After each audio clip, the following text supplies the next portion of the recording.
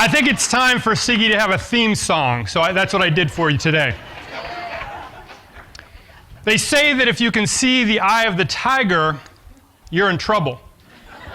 You've already lost.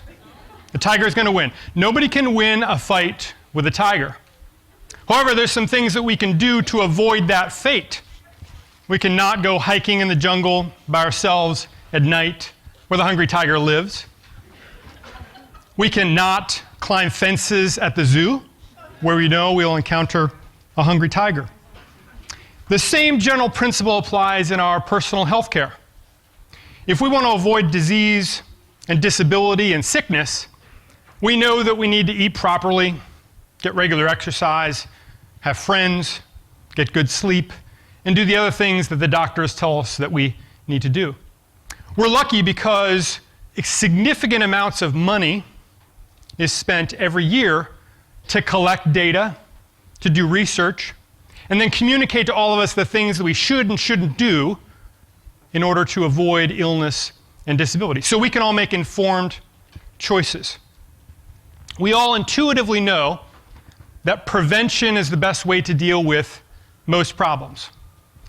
But my question for you today, OIG community, is that when it comes to fraud prevention, are we doing this right? The CIGIE Act, as we all know, calls on us to provide leadership and coordination to prevent and detect fraud and abuse. But I see two major challenges to us doing that. One is a question of ownership. Who really owns fraud prevention in government agency programs? Is it the government agencies? Is it the OIGs? Or is it some combination of the two? And think about it this way. If we were to leave this room now and go to a private company and ask a cross-section of employees at that private company, hey, who here owns fraud prevention? Who here is in charge of making sure that your organization is spending money wisely and that people aren't doing things they shouldn't do and that you're getting value and that you're staying ahead competitively? And I would imagine that most folks in a private company would raise their hand and say, hey, I play a role in that. Here at my private company, we regularly talk about earnings and revenue and profitability. And we have this thing called profit sharing. So everyone here really cares about that and we pay close attention. And that really makes sense to me intuitively. At private companies, people pay attention to these things on a regular basis because their boss tells them to. And a private company that doesn't pay attention to these things may soon not exist anymore or may be attacked by competitors. Now imagine walking across the street, if you will, and talking to employees at a federal agency, at one of the agencies that we oversee, and asking them the same question. What kind of answers do you think you'd get? I'm sure that some of those dedicated federal employees would say, listen, I play a role in that, I'm a taxpayer too, and I want to make sure we spend money wisely. But my concern is that some of those employees would respond that that's not in my job description. No one's ever told me I have to pay attention to these things. Or government is different. The private sector has profitability and the profit sharing and the earnings. In the government, we're busy providing goods and services to the American people. We're not involved in that aspect of operations. In the worst case scenario, I imagine an employee may tell you, you know what? If you're interested in talking to folks that are in charge of fraud, waste, and abuse, you want to know who's in charge of that, who has ownership of that. You see that nice building over there? Well, go over to that nice building, and right behind it is an older motel. We've converted that to the office of the Inspector General. That's where their offices are housed. Those people own fraud prevention. They regularly write reports, testify before Congress, and tell us what we need to know. In some ways, it's kind of nice. As an agency employee, as an agency leader, I don't have to worry about fraud. The OIG has it handled. How is it in your agency? Think about that. The second concern I have is best posed as a question. Is finding fraud in a federal program good news or bad news? For all of us in this room, it's good news. That's what we do for a living, right? Put out reports, we have press releases, we do the seminar report, we're happy to tout our successes. And I would imagine that some federal employees would agree with us. It's good. We know it's there. We want to find it. But how do you think a typical mid-level or experienced grant manager, contracts officer, or someone that runs a benefits program, how do you think they view finding fraud in their program, in their backyard, in their very own division? Do you think that's good for their career or bad for their career? My concern is that some federal agency employees view finding fraud as nothing more than bad news. They view the world as no news is good news. Because what happens when you find fraud in one of those programs? The OIG puts extra scrutiny on the office. Congress may do the same. The agency may do it. The media may come in.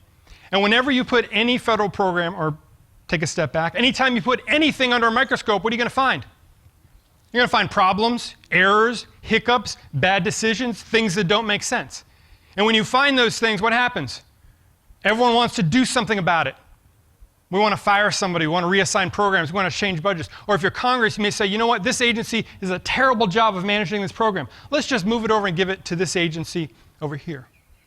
So in many ways, it makes sense to me that some of our federal employees are not on board with this mission of preventing and finding and being proactive about fraud, waste, and abuse. And that's something that we need to address head on.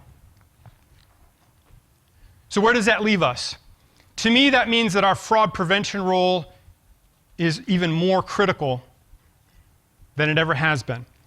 And I propose that we start a conversation about where are we, where do we want to go, and that we essentially develop maybe a strategic plan. And I want to offer for you today a framework of what that looks like.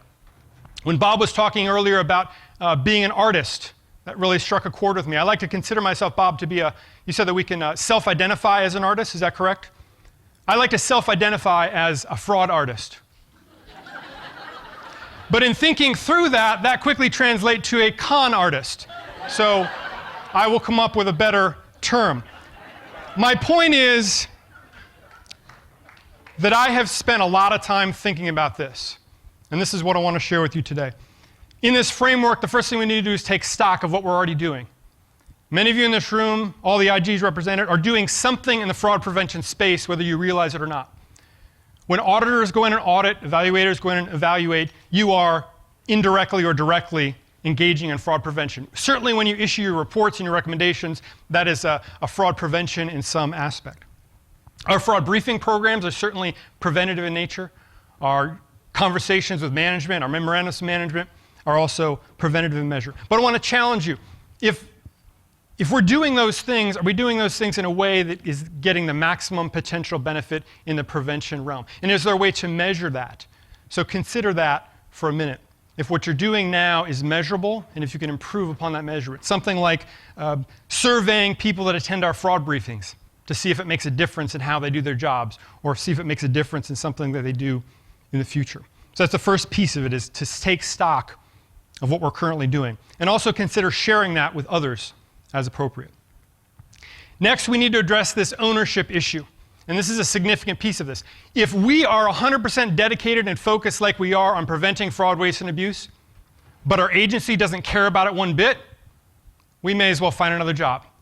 So we need to ensure that our agencies are engaged in this and own this. Long before 1978 through today, our agencies owned fraud prevention, or should have, if you understand what I'm saying. We're there to provide advice and guidance and this coordination, this leadership. We're not there to prevent these problems. We're there to present the information they need to engage in prevention and early detection.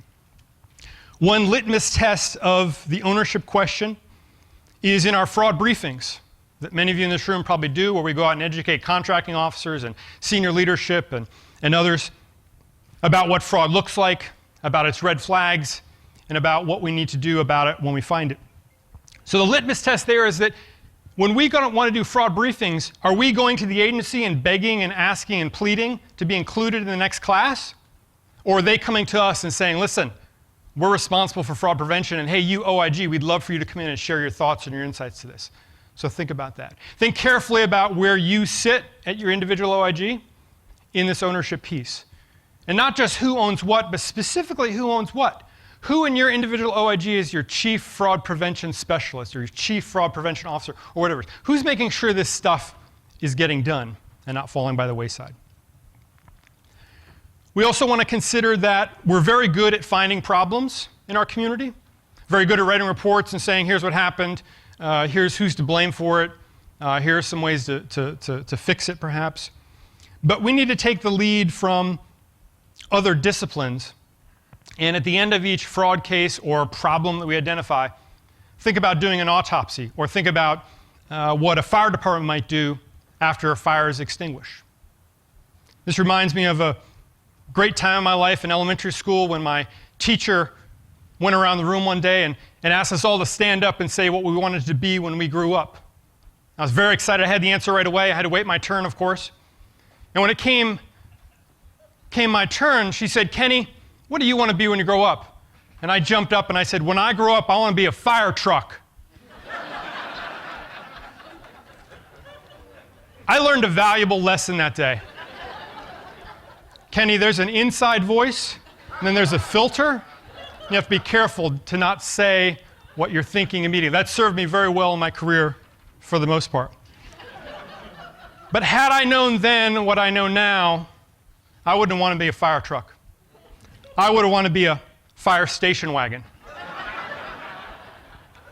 This is where the real magic happens. So the fire truck shows up, puts out the fire, collects its equipment. The firemen have to run off because they have a calendar shoot or something to do, right? So the fire prevention station wagon shows up, and driving the fire prevention station wagon is a fire investigator or an arson investigator. And what do? They come into the burned out building and they say, "Where did this thing start? How did it move so fast? Why did it take so long to figure out this thing was going on? And most importantly, how could this thing have been prevented again in the future?" Because of that critically important yet behind the scenes work, we have fire codes in this country, and we can all gather in a room like this and feel pretty safe that a fire won't affect us. And if it does, we're going to get out of here pretty quickly. We have fire extinguishers and other things in the room that can help us to get out safely. So we need to do something similar with our work, find out what happened. We also need to then translate that information into data, somewhat similar to what an insurance company does. We need to translate that into shareable data across OIGs so we can do some analysis. So we can call in the experts like Carol and others, or maybe academics or social scientists or outside firms to help us better understand what we're finding, what we're seeing. Think about all the work that we do. All of us touch on embezzlement, purchase card misuse of a computer system. What if we started collecting really good data on those things? How old the perpetrator was, how long it occurred, what failed. Think about the things that we could do with that. We then want to communicate the results. I've already learned something from this morning's talk by Stephanie. I stole her slide, which I learned from both Bob and from Stephanie. Millennial pink. Just put something on millennial pink and everyone will understand it, right, Stephanie? Am I getting this correctly? But we need to find ways to share what we're learning and what we know with our agencies and with the Congress and with others. And if we want to go full into this, I propose that we do a big CIGIE study where we collect fraud prevention data and information across the board. And don't worry about resources. I have my next big idea. I have sponsorship secured for this project already. So don't worry about that. Next, we need to make sure that we're sharing information with each other. If I learn a fraud scheme in my agency, we have to have a way to timely share that across OIGs, not waiting 2 years later till the report's done to put that on oversight.gov and hope that people read it. We need to find a way to effectively and timely share that. We need to make sure and meet our mandates and our requirements in the CIGIE Act. I know what I just shared with you today may seem, some of it may not seem possible, it may seem very aggressive, it may seem something that we haven't done before. But we really do need to study the work of other industries, the healthcare industry, insurance industry, and the fire sciences, just to name a few, to make sure that we're putting prevention as a cornerstone of our strategy, not an afterthought. We need to ensure that we're not fighting the same tigers again and again and again. And let me leave you with one quote that I think is very fitting for today. And the backstory to this is that my wife and I recently celebrated our 18th wedding anniversary, and she took that opportunity to give me my annual husband feedback appraisal.